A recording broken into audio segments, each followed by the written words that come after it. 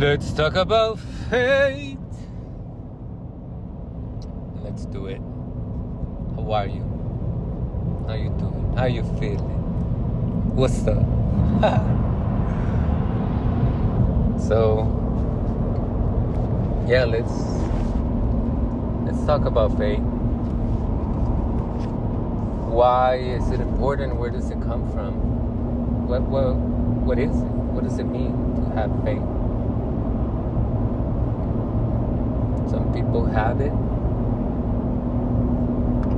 Some people have it since they're little babies, since they're young. Some others have great powers of intellect and infinite blessings in their life, and yet feel that their faith is not strong enough and want to develop it.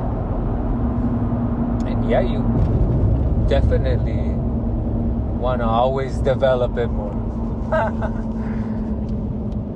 Why? Because Christ said if you had a little bit of it, like a seed of a mustard, right? He said, if you have faith like that, you could move a mountain. And it's true. When you have faith in your heart, you just know in your bones that whatever you need to do, whatever needs to be done, whatever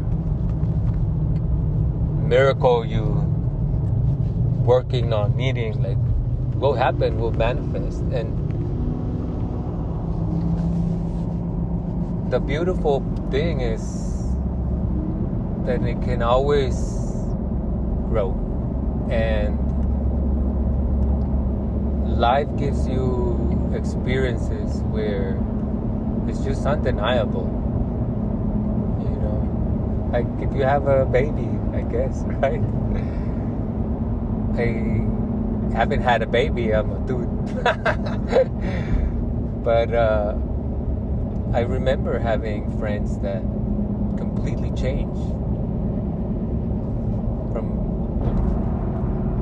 one night to a day, or a day to a night, or like in the same day when they had a baby. And it's just, you know, vicariously living through them. It's just like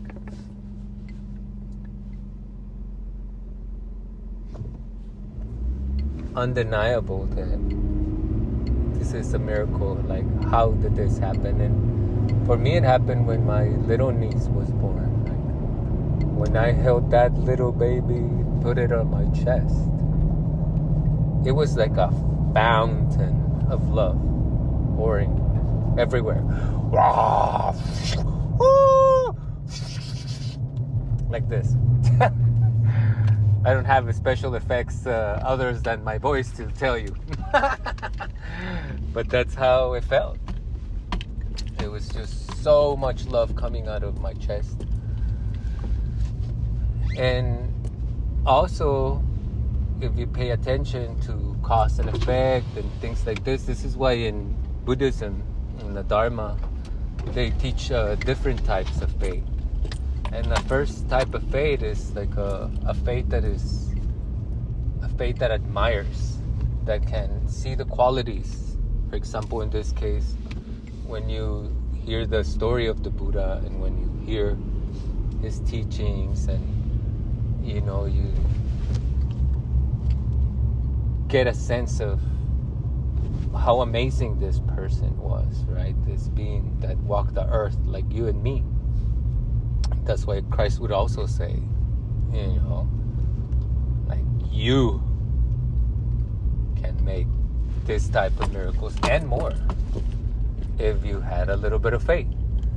And when you have this first faith, it's kind of like if you have a pastor, right? Like, there's some really good pastors out there that help the community and everybody around. When they give a sermon, for example, and you feel inspired and you just have faith in them, you know, that this is a good person, this is somebody that's helping the community, and you have this faith that wants to be like that.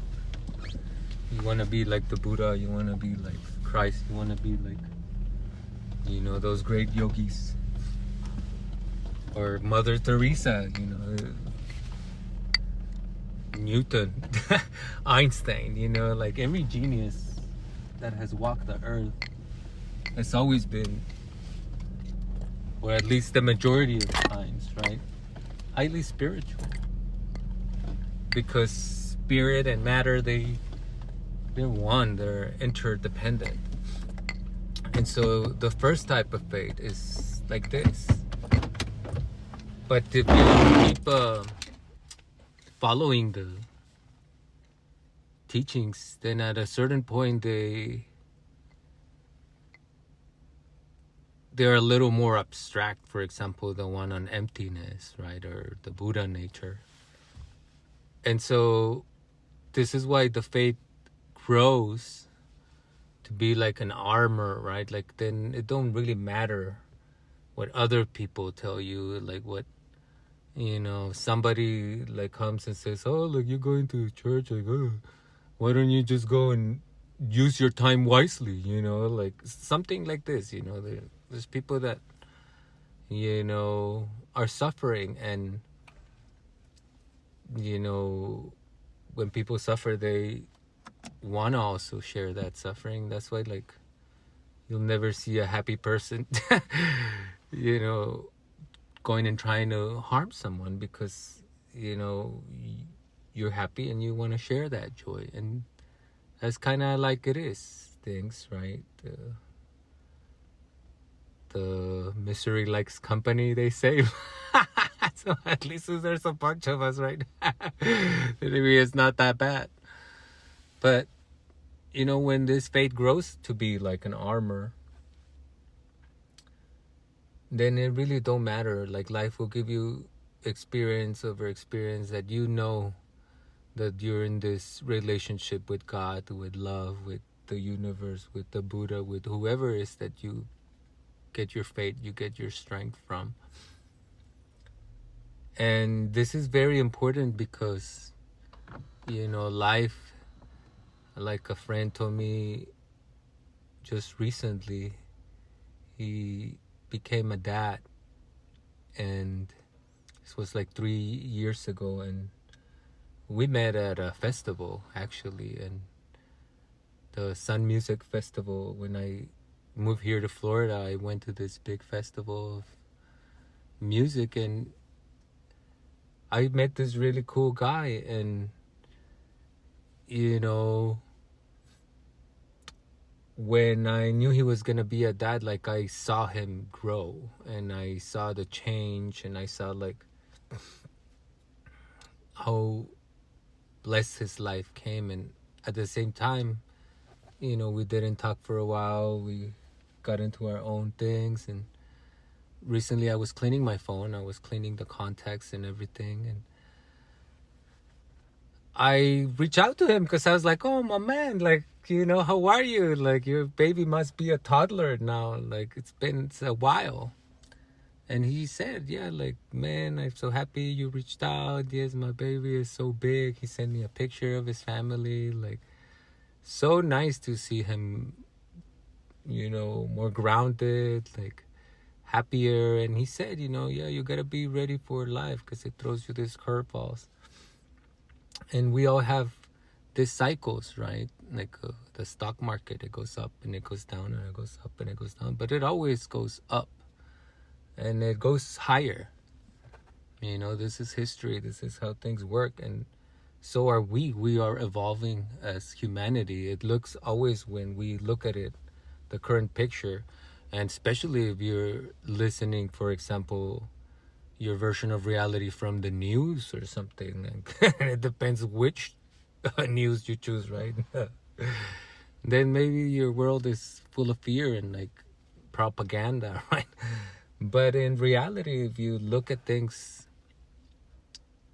really in detail, in depth, you can see that we've evolved so much, that we continue to evolve, and then this is never gonna stop. Evolution can be stopped. Nature can be stopped. Like, what are we gonna do to the earth? Okay, yeah, we can nuclear annihilate it, and this could be very bad, right?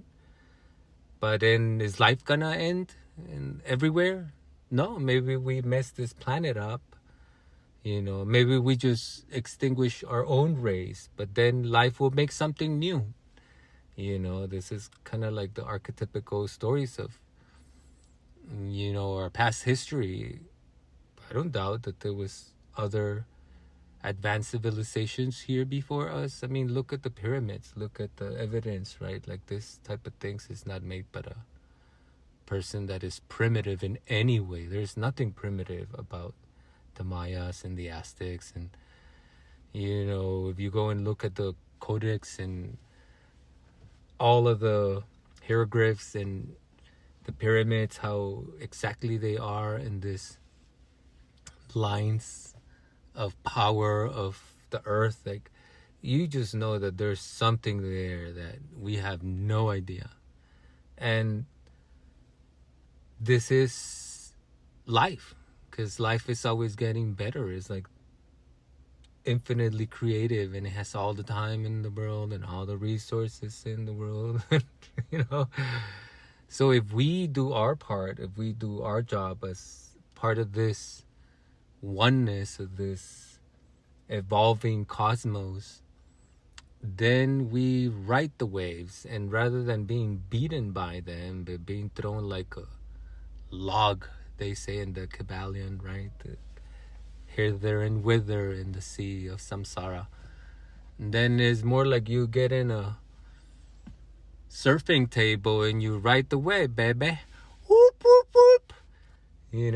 Then you get to have fun. And yeah, like, you bear those moments, you see whatever teaching they're bringing at that time, you alchemize them, you change them, you become stronger like a phoenix. You come from the ashes, you reinvent yourself, you change whatever you had to change, you leave whatever habit, whatever vice, whatever wrong way of thinking that was causing that suffering. You change the relationship, you leave the job that you don't like, whatever it is that you have to do in whatever situation, right? You ask for help for somebody to let you stay for a week in their house while you figure out your homelessness. Like, all of us have had times like that. And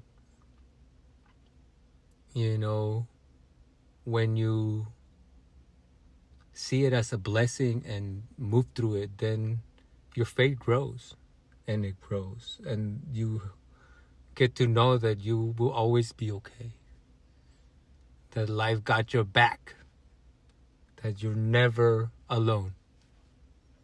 Never. You always have the whole universe with you, and you have this infinite power of God, of the Buddha of life, blessing you if you let yourself be blessed and open to those blessings. So there's a lot to talk about faith, but we'll keep it short and sweet. 14 minutes short and sweet.